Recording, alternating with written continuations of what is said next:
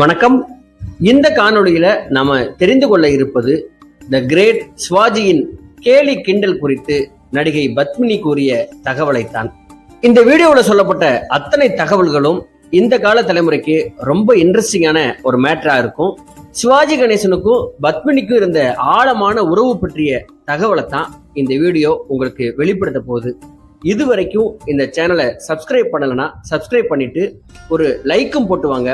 இந்த வீடியோ உங்களுக்கு பிடித்திருந்தால் உங்க நண்பர்களுக்கு, ரொம்ப முக்கியமா சிவாஜி பத்மினி ஜோடிய ரசிச்ச உங்க அப்பா அம்மா, தாத்தா பாட்டி, பெரியம்மா பெரியப்பா, அத்தை மாமா, இப்படி கொஞ்சம் இந்த நடுநிலை வயசை கடந்தவங்களுக்கு அவங்களுடைய பாலிய காலத்தை திரும்பி நினைச்சு பார்க்கறதுக்கு இந்த வீடியோ ஒரு கிஃப்ட் போல இருக்கும். இந்த வீடியோவை நீங்க அவங்களுக்கு கண்டிப்பா ஷேர் பண்ணலாம், ரொம்ப சந்தோஷப்படுவாங்க. சரி, ஆரம்பிக்கலாங்களா? சிவாஜிக்கு முன்பே சினிமாவில் நடிக்க ஆரம்பித்து சிவாஜியுடன் 2வது படத்துல ஜோடியாகி அதன் பிறகு அவருடன் 60 படங்களுக்கு மேல நடித்தவர் தான் நடிகை பத்மினி அவர்கள். சிவாஜியுடனான அனுபவங்களை பகிர்ந்து அவர் கொண்டிருக்கிறார். அப்படியே அதை உங்களுக்கு நான் சொல்றேன். பத்மினியோட பேட்டி எனது குரல்ல, கொஞ்சம் பொறுத்துக்கொள்ளுங்க. சரி, சிவாஜி சினிமாவில் நடிக்க வருவதற்கு முன்பு அவரை எனக்கு தெரியும். அவரை கணேசனாகத்தான் தெரியும். NS கிருஷ்ணன் இயக்கத்துல மணமகள் படத்துல கதாநாயகியாக நடிக்க வந்திருந்தேன். அப்போது MR ராதாவின் இரத்த கண்ணீர் நாடகத்தை பார்க்கும் வாய்ப்பு எனக்கு கிடைத்தது. அந்த நாடகத்தை பார்க்க சென்ற போது அங்கு மேடைக்கு பின்னால் உதவிகள் செய்து கொண்டிருந்தார் சிவாஜி. தான் நடிக்காத நாடகம் என்றாலும் கூட அவர்களுடன் இருந்தார் சிவாஜி. அப்போது அவரும் என்னை பார்த்தார். என்னுடன் ஒரு படத்திலாவது நடிக்க வேண்டும் என்கிற ஆசை அவருக்குள் இருந்திருக்கிறது. பிற்காலத்தில் அதை என்னிடம் கூறியிருக்கிறார். அதன் பிறகு NS கிருஷ்ணன் இயக்கத்தில் பணம் படத்தில் நான் நடிக்க சென்ற போது பராசக்தி வெற்றி படத்தின் பெரும் நாயகனாக நின்றிருந்தார். அப்போது என்னிடம், உங்க படங்கள் எல்லாவற்றையும் நான் பார்த்து இருக்கிறேன், மணமகள் திரைப்படத்துல உங்க நடிப்பு ரொம்பவும் பிரமாதமாக இருந்தது, உங்களை மாதிரி நடிகைகளோடெல்லாம் சேர்ந்து நடிப்பேன் அப்படின்னு நான் கனவு கூட கண்டதில்லை என்று என்னிடம் சொன்னார் சிவாஜி. அவரது பாராட்டு எனக்கு பிடித்திருந்தது. அதற்கு, கணேஷ், இப்போது சினிமா உலகத்துல இளம் கதாநாயகர்களே இல்லை, அந்த குறையை போக்கும் விதத்துல நீங்க நடிக்க வந்திருக்கிறீர்கள். உங்கள் பராசக்தி படம் பற்றி எல்லோரும் பரபரப்பாக பேசுகிறார்கள்.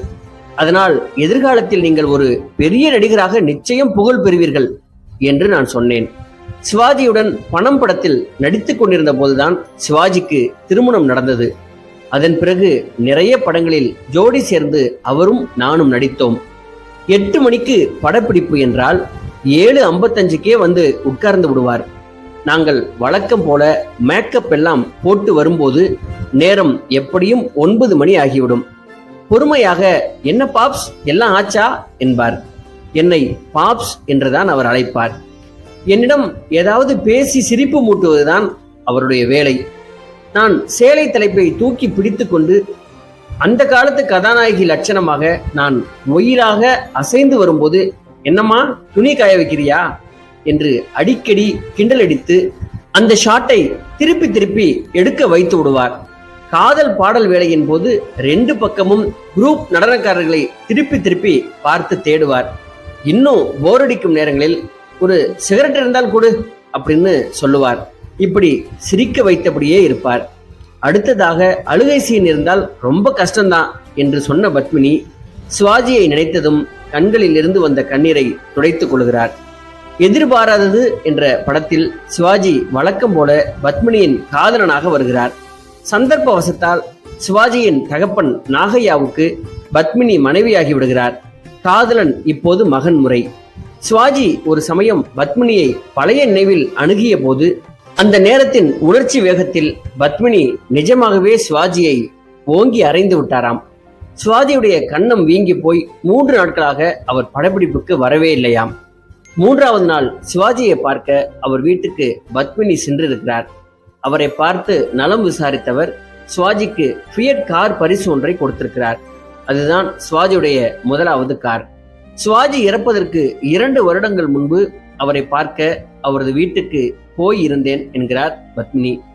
சிவாஜி மெலிந்து ஆளே மாறி போயிருந்திருக்கிறார். தண்ணீர் கூட அவர் விருப்பத்திற்கு குடிக்க முடியாது. ஒரு நாளைக்கு 1 கிளாஸ் தண்ணீர் தான். கொஞ்சம் கூட குடித்தாலும் உடம்பில் தண்ணீர் கட்டி ஒப்பிவிடும். மிக ஜாக்கிரதையாக இருக்க வேண்டுமாம். சிவாஜி மாடியிலேயே தங்கியிருப்பார், கீழே வருவதில்லை. அவரை பார்ப்பவர்கள் மேலே போய் பார்த்துவிட்டு அப்படியே போய்விடுவார்கள். சிவாஜி ஒரு சாப்பாட்டு பிரியர், என்னைப் போலவே. அவருக்கு விருப்பமான அத்தனை ஐட்டமும் எனக்கும் பிடிக்கும். அன்று மேஜை நிறைய சாப்பாட்டு வகைகள். காடை, கவுதாரி, கோழி, ஆடு, மீன், இறால் என்று எனக்கு பிடித்தமான அத்தனை கறி வகைகளும் சமைத்து இருந்தார்கள். அதில் ஒன்றை கூட சிவாஜி சாப்பிட முடியாது. அப்படியும் என் ஒருத்திக்காக அவ்வளவு சமைத்திருந்தார்கள்.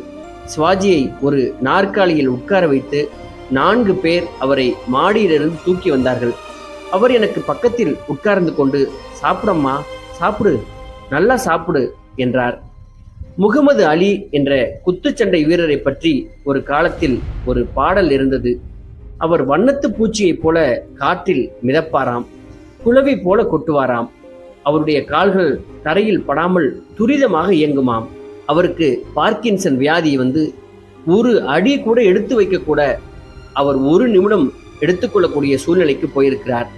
அதுபோல ஒரு கொடுமைதான் இதுவும். உணவின் சுவை அறிந்தவர் அதை ருசிக்க முடியாத கொடுமை. அவருக்கு பிடித்தமான அத்தனை உணவையும் வெறுமனே பார்த்தபடி இருந்தார். அதுதான் எனக்குள் சிவாஜி பற்றிய கடைசி நினைவாக இருக்கிறது. வேறு ஏதாவது நினைவாக இருந்திருக்கலாம் என்று இப்போது தோன்றுகிறது.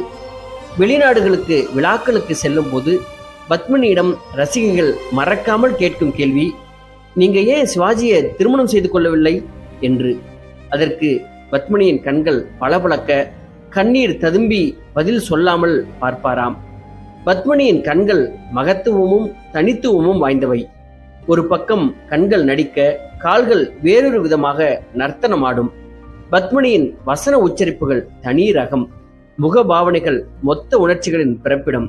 தென்னிந்திய மொழி படங்களில் தெலுங்கு நடிகைகளே அதிகம் நடித்து வந்த போட்டி மிகுந்த சந்தர்ப்பத்தில் கேரளத்தில் இருந்து முதலில் தடம் பதித்து தமிழர்களின் அபிமான நடிகையானவர் பத்மினி.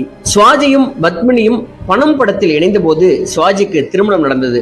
அதன் பிறகு 9 ஆண்டுகள் கழித்து பத்மினிக்கு திருமணம் நடைபெற்றது. அப்போது சிவாஜியுடன் பீம்சிங் இயக்கிய செந்தாமரை படத்தில் நடித்துக் கொண்டிருந்தார் பத்மினி. இந்த படத்திற்கு பிறகு பத்மினி நடிக்க மாட்டார் என்று முடிவு செய்திருந்ததால் நீண்ட கால தயாரிப்பில் இருந்த செந்தாமரை படத்தின் வேலைகள் இரவு பகலாக வேகமாக நடைபெற்றது. 1961ஆம் ஆண்டு மே மாதம் 25ஆம் தேதி பத்மினிக்கும் டாக்டர் ராமச்சந்திரனுக்கும் குருவாயூரில் திருமணம் நடந்தது. ஆனால் முதல் நாள் 24ஆம் தேதி விமானம் மூலம் கொச்சி புறப்படும் வரை செந்தாமரை படத்தின் படப்பிடிப்பில் சிவாஜியுடன் நடித்துக் கொண்டிருந்தார் பத்மினி. திருமணம் முடிந்த பிறகு சென்னை அண்ணா சாலையில் இப்போது ஹயாத் கோட்டல் இருக்கும் அந்த இடத்தில் அமைந்திருந்த திருமண மண்டபத்தில் திருமண வரவேற்பு நடைபெற்றது. மூதறிஞர் ராஜாஜி, இசைக்குயில் MS சுப்புலட்சுமி ஆகியோர் கலந்து கொண்டு சிறப்பித்த அந்த திருமண வரவேற்பில் பத்மினிக்கு வாழ்த்து தெரிவிக்க இந்த தமிழ்நாட்டின் அத்தனை மொத்த திரை உலகமும் நடிகர்களும் குவிந்திருந்தனர். முக்கியமான ஒரு கதாநாயகனை தவிர. அந்த கதாநாயகன் நடிகர் திலகம் சிவாஜி கணேசன் தான். அவர் ஏன் வரவில்லை என்பது நாம் அறிந்த ஒன்று. நன்றி, வணக்கம்.